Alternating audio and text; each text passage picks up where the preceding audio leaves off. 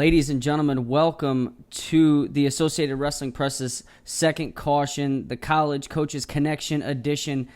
And this is something new that I'm starting just to get more input from the college coaches so you guys, younger guys, know what they're looking for, what to expect, what not to expect, things that bug them. And without further ado, I'd like to welcome Arizona State's assistant wrestling coach Lee Pritts to the show. Lee, welcome to the show. Hey, Eric, I appreciate it, man. So excited to do this interview. I remember you in diapers, basically. Right, yeah, that's we go way back. And sorry for calling you Lee. I'll go by you'll go by Coach Pritts. Excuse me for that. Whatever you want to call, I'm good. Lee is fine. Yeah, and as you were mentioning, we go way back from your time at ODU. My brother wrestled at Mizzou, so your time back to Mizzou. So we've been back and forth for years. So when I wanted to start the show, the first person I wanted to get a hold of was you. So here we go. Now, before we get into things, what I always like to do with my guests is start with a little background information on you. So before we get in, let's get into that. How did you get into coaching college wrestling? You know, I'll tell you what. I knew I always wanted to be a coach. I had coaches impact me my whole life. You know, whether it was in karate or gymnastics or diving or, you know, I played every sport. And so I always knew I wanted to be a coach. And then when I found wrestling, I was like, oh, looks like I'm going to be a high school wrestling coach and, you know, teacher coach. Well, my sophomore year, I had a guy tell me that a guy that I respect at a high level, and I had him tell me, he goes, hey, you know, what are you going to do? You know, and I said, oh, I'm going to be a teacher and a coach. He goes, great, you know, and he knew me. He knew, you know, the intensity that I was about, and, you know, and he goes, he knew my only passion was wrestling, you know, and he goes, well, what about your other 180 students? I said, what do you mean? And he goes, you know, like the people you're going to be teaching. I was like, never really thought about them. and so, you know, from that day on, really, within a week, I was a sophomore in college at that time. Within a week, I was like, you know what, I'm shifting gears. I'm going college. Because he told me, he goes, the guy's name's Mike Strauss.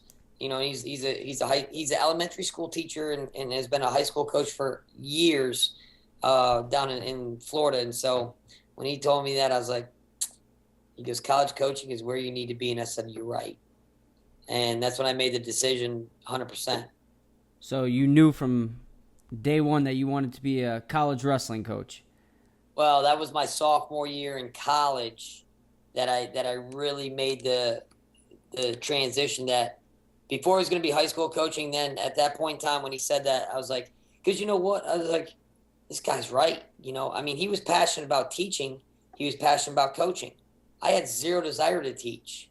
All I wanted to do was coach. And I thought that, well, I had to be a teacher in order to coach. And so when he went down that road, I was like, man, this guy's right. I would sell a lot of people short in the teaching world because it's not my passion. And you coaching found your... Yeah, for sure. So you graduate from Eastern Michigan, correct? I did. So Ypsilanti, right up the street from me, not too far from here. So where was I know where your first coaching opportunity was, but for our fans, can you take us through the progressions of the years that you started coaching? I mentioned that you coached at ODU and Mizzou, but if you can get into a little more detail into that. Well, I'll tell you what, I was cutting weight at NCAAs, and Brian Smith was coaching at Cornell at the time. And he came up to me, you know, and he goes, hey, when I get a head coaching job, you want to be my assistant?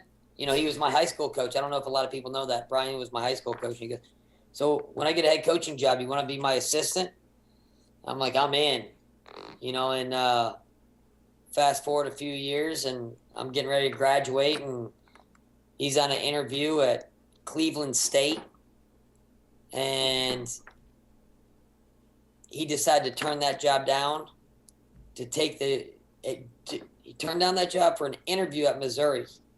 And went and took that job, and next thing you know, I moved out there a few months later, and that's how it started. So did you take him serious when you were cutting weight? You said he came up to you and asked you. Yeah, Did you really think?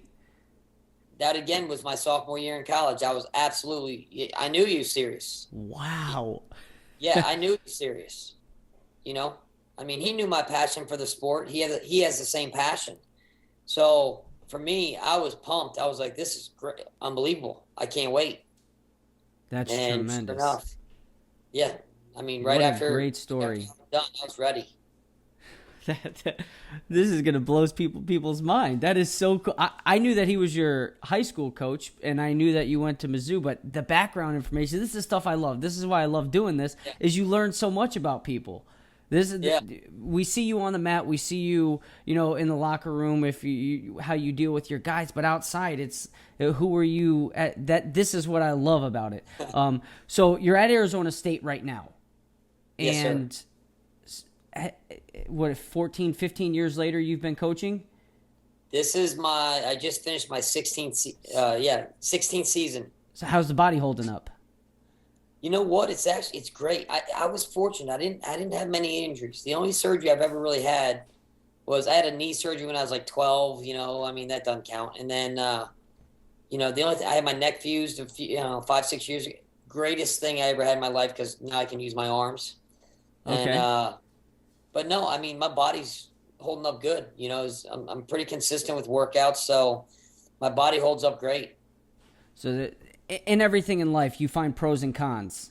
So you are so passionate about the sport, and you're always finding the positives in everything. And just from knowing you, I know that you're always looking on the Yeah. bright side of things. There has to be some cons in college wrestling, coaching college wrestling. Do you have any cons that you could say, you know, this would be something that I would do away with, or Oh, I don't know. I mean,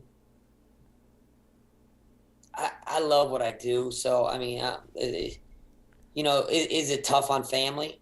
Yeah, I think it is because I know when I was getting married, I remember saying, you know, are you ready for you're getting ready to take on about 35 children. And, what do you great mean? point. But it was like, my wrestlers are my family, and so so it doesn't, I mean, you look down, is there, yeah, do I miss some of my own kids' sporting events and school events because of it? Absolutely. Do they understand it? Absolutely. Because I spend time with them and I tell them, hey, I'm there for them every second I can be. And, hey, you guys are on your own this time. But you know what? I don't think that's a bad thing for them. For me personally, selfishly, you want to be at everything.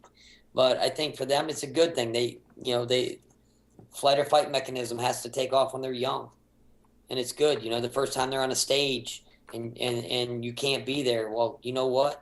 They're learning to do it on their own, and then they come home and they're excited to tell you because they performed or whatever. Stuff like that. So yeah, you miss out on a few things, but you still get. I wouldn't change it for the world. So I'm trying to figure out how to word this, because you've been around some great wrestlers. You're known in the sport as one of the best recruiters in college wrestling. So you've had an opportunity to be around all these tremendous guys on and off the mat. Is there one memory that really sticks out to you that you would say, hands down, this is my favorite moment? And it doesn't have to be, in winning a championship of some sort or anything like that. But is there one moment that really sticks out to you that says, this is when I really felt accomplished as a coach? Yep. Well, you know what?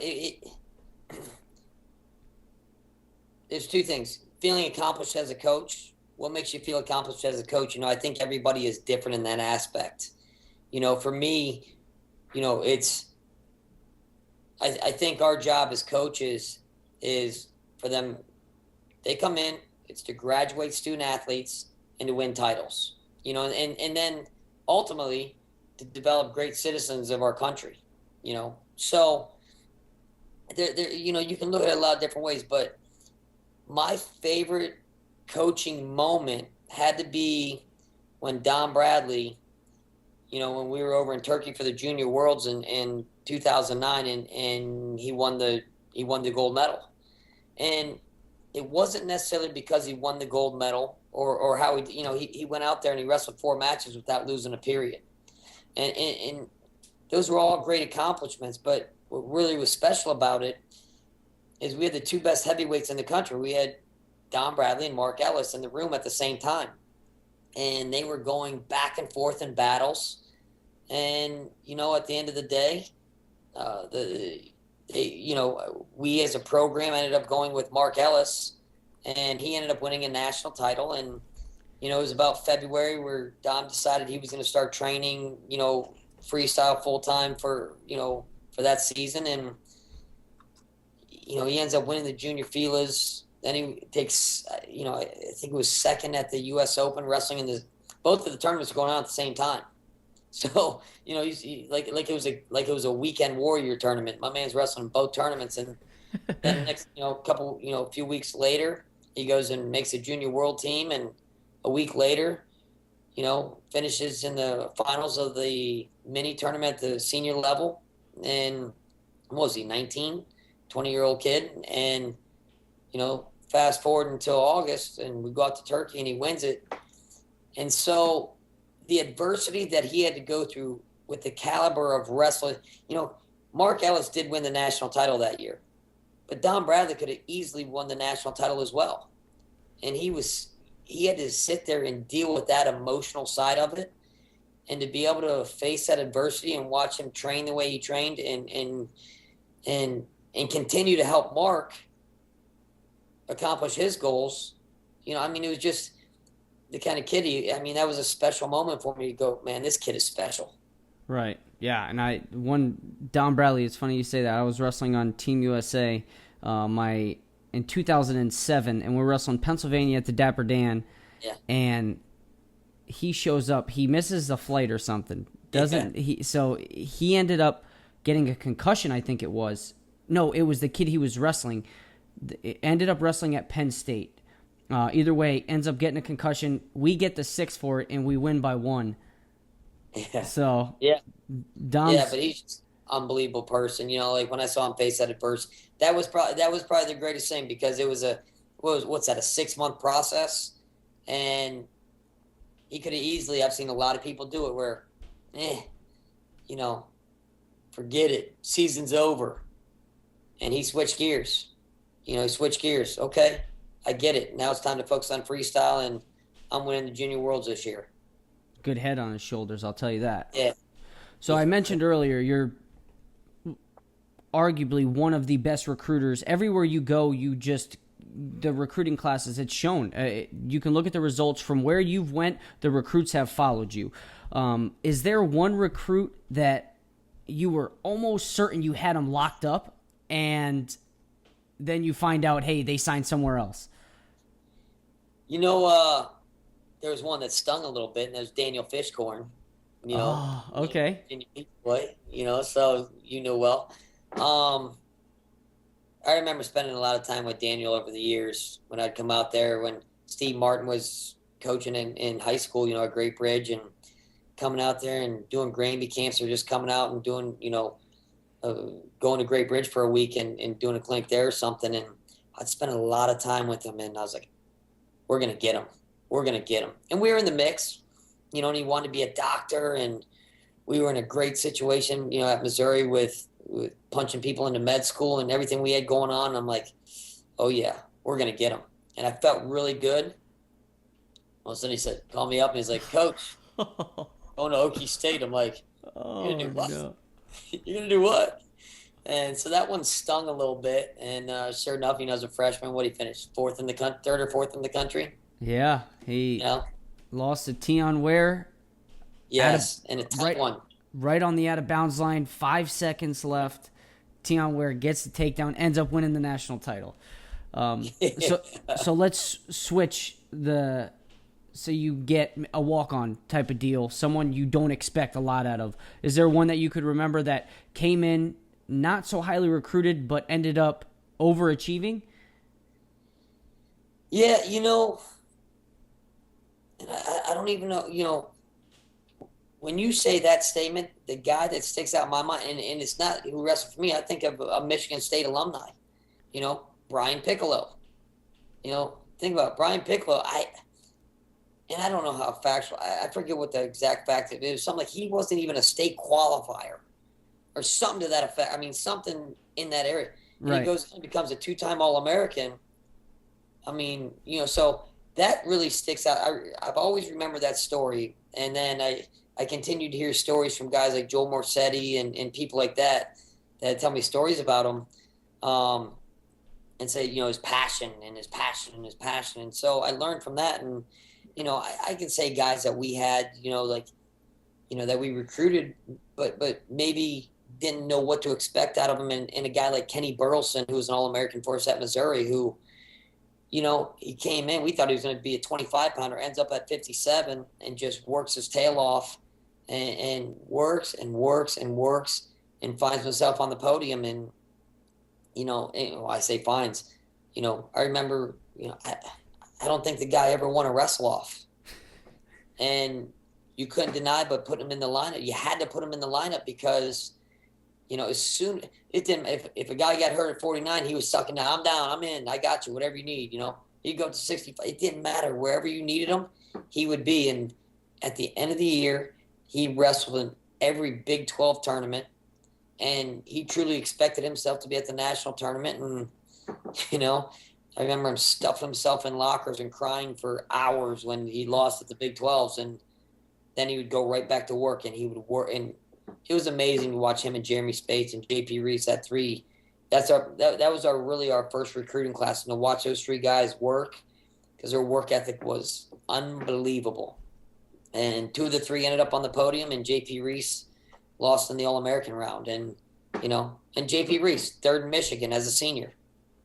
3rd in Michigan as a senior, and ends up losing in the All-American round, where I think twice. I think and beat national champs. He beat national. I remember one year he had to beat Aaron Holker, returning national champ, just to go to the national tournament. And he's like, "Don't worry, coach, I got it." Really? You're probably thinking like, wait a second, and he. Yeah, like, you're wrestling. Yeah, I got it. Okay, So so I mean, all the a lot of the I've been so fortunate to have so many passionate people pass over me over the last 16 years that, I mean, I don't think I can pinpoint one. So this brings up my next question. Just kind of switching more to a recruiting high school kids here. You talk about all these guys who didn't really, they weren't state champions. They didn't win national titles. They didn't win all these big tournaments. What would you say to those guys who haven't really achieved the highest level but are still looking to wrestle at the next level? What would you say to those guys? Because a lot of them are not really confident in their credentials, so they don't want to reach out to coaches just because they say, "Oh, I took 3rd, 4th in the state." What are they going to say? They're going to laugh at me. But that's not how you guys look at it. So what would you say to those young guys? There's a lot of college wrestling out there. I'm a big believer in putting people in where they belong. I might have a kid come to me and I'd be like, we're 3 or 4 deep at your weight. If you want to go D1, maybe I can call a few of my buddies for you that are out there on the coaching circuit. Or, there's also Division II options, Division III options, NAIA, junior college. There's club programs. There's, and I tell people, if you have a passion, a man with a passion is a scary thing. You have a passion, don't ever let anyone deny you from what you want to do. And that's, you've seen guys like, I'll use Jody Strittmatter as an example. He went D2 to start out, did some winning there, won a couple national titles. His coach said, "You know what, if you want to go, go." And he went D1 and, was he 2-time All-American in Division I as well. But you see things like that all. But he's still, that guy's out there running a club, and he's still got an unbelievable passion, and that's what it is. I'm a big believer that passion rules. Passion rules the world. So you show me a guy a wrestle with passion. Well, I mean, how can you turn him away? Right. So Now, what would you say your biggest like pet peeve? Would it be, things that kids do? I know Pendleton is a big believer in kids. Herm Edwards always says, don't press send. And when I think of people not pressing send on social media, it's Herm Edwards and Coach Pendleton. Those two. So it would, and I'm not leaning you towards the social media answer, but I'm saying, what's one pet peeve that you have that college or high school kids do to, that kind of irk you a little bit? I'm pretty. I mean, you know me. You know the person I'm a pretty straightforward guy and an intense guy, and I got all that stuff going. But I'm pretty easy going too, And I know people make mistakes. I know sometimes it's just their surroundings. So I don't get too upset with any one thing. I think it probably bothers me a lot when people keep repeatedly making ridiculous decisions. You're like, come on, man. You're 15, you're 16, you're 17 years old. You know right from wrong. At some point in time, you can't get upset if I turn the other way. Right. Time to man up, right? Yeah, and it's like, and you know what? If no one ever addresses it with you, okay, they're still kids. But I'm pretty sure most of us have people around us that, at some way, that care about us. Say, hey, man, you got to tighten up. Well, you got to start going to class. You can't skip class and go to the beach. I'm using that because of the Virginia Beach home. Right. And how many guys did you have on the team? We're like, yeah, good beach day, got to go. And you're like, no, man, you can't do it anymore. Not if you're serious about this. And so little things like that. It's like if you keep doing the same thing and then expect to have great results, and because I don't even know if that bothers me. It's just like, okay, for every one of them, there's 10 kids that have passion. Yeah. So all right, now let's switch to more of a fun type of deal here before I let you go. I got a couple of questions here, and this show is presented by WrestlingAddicts.com, so if you guys who are listening haven't went to WrestlingAddicts.com, make sure you check that out for all your team merchandise that you need coming up for Disney Duels, Fargo, anything like that. WrestlingAddicts.com. So I'm going to give you a couple of questions. I'll go. I already know where you're going with this. Before we go, let me tell you, I was just in our weight room.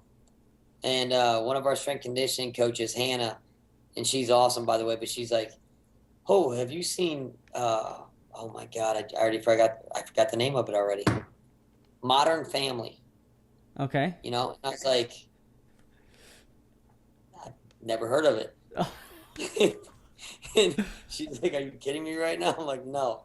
She's like, you got to watch an episode. I'm like, all right, but never heard of it. So. And so you're saying the trivia questions are going to be... Yeah, we're in trouble. All right, so this one... So the MLB is in some rough waters right now. A fan recently got hit by a piece of a broken bat. What is the MLB looking to extend to keep the fans safe? We're talking baseball, right? Yes, sir. Yeah. I would say probably the nets that go around the backdrop near the home plate. Yes, sir. A recent celebrity just turned 38. His wife rented out the Staples Center for him to play basketball with him and his friends. Who was either him or his wife? Where's the Staples Center? L.A. Oh, they're all out there. That's a trick question. That's impossible. I'll give you this. E! News, the network. Most famous family. Kardashians. All right, that's it. This last one. Dansby Swanson was selected number 1 overall by the Diamondbacks after hitting the go-ahead run to put his team in the College World Series. Which team did he play for? I'll give you 3 choices. Oklahoma, Vanderbilt, or Florida State? I'm a Florida boy. I'm going to go with Florida State. Vanderbilt. All right. Well, But still, we can put something together on social media. We'll have all the fans or the followers favorite it. You pick one of the favorites, Wrestling Addicts. We'll get their address and we'll send them a shirt. And Sound good? They're gonna joke me to death. Like, You did all right. You got 2 out of 3. That's all we were looking for. Alrighty, so I'm not going to keep you any longer. Where can our followers, our fans, follow you on social media? Instagram, Facebook, Twitter? I'm on Facebook and Twitter. And again, I'm terrible at it. I do it a little bit. I got into both for recruiting purposes. And, but both of them are just Lee Pritts. Okay, and I'll make sure to send out a tweet, have everyone follow you. And obviously, Sun Devil Wrestling is always we have Sun Devil Wrestling on Facebook and Twitter. Yes, sir. And do you have any camps coming up that people can look forward to? Yeah. We got our camps June 21 to 24 out here, and then I'm leaving tomorrow for the World Team Trials, and then right from there I'm in Corner Canyon, Utah, doing a 4-day deal out there. So, yep, always out there, always on the circuit, and trying to promote the sport and teach young guys how to get better. All righty. Well, Coach Pritts, thank you very much for joining us. I can't tell you how excited I was. Like I said, you were the first person I thought of, so thank you very much for being open to this. I really appreciate it. Hey, thank you. Like I said, the first one I heard you do, I reached out to you, and I was like, man, that's awesome, because I remember watching you grow up and go, God, watching you as a tough little wrestler coming through, and then all of a sudden you're out there scrapping for titles, and then off to Michigan State, and now watching now and married, family, everything. It's awesome. Well, thank you very much. I appreciate that. All right, stud. All right, well, that's been it for this episode of the College Coaches Connection. For Coach Lee Pritts, Arizona State, I've been Eric Wanowski. Thank you guys for watching.